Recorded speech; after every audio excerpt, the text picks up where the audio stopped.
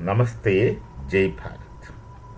My Prime Minister had gone to Japan and now to China.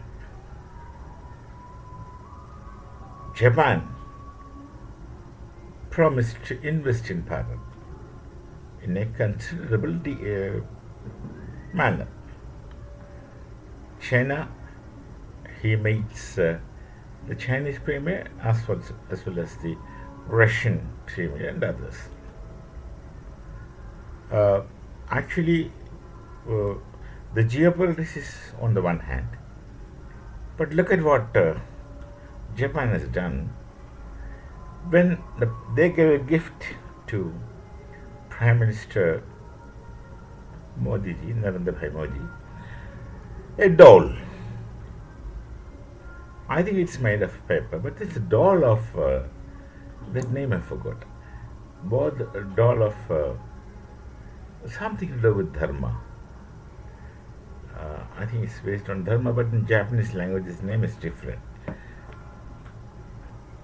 The doll actually stands for Bodhivarman, and Bodhivarman is a Pallava prince, basically.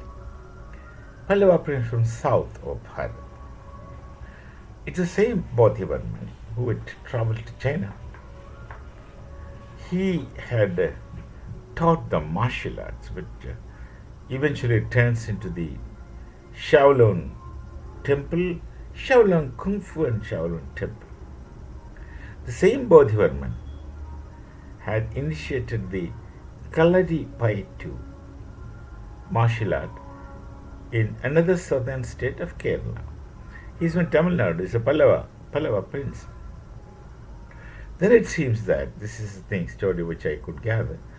Bodhivarman has then from China traveled to Japan. There he had initiated the development of the Zen Buddhism. And then eventually, for somehow, he lost his legs.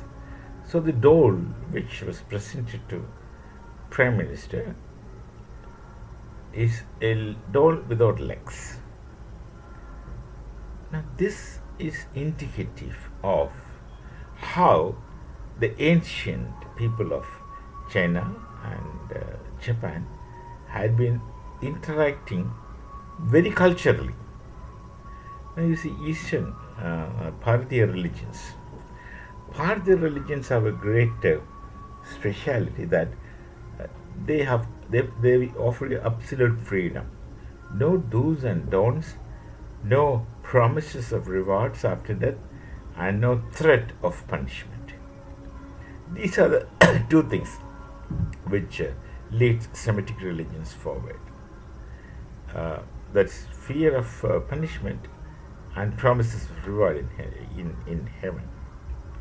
The heaven itself is a hypothetical situation where heaven is not Swarga as we see in Bharata. Swarga is not a place for man to go.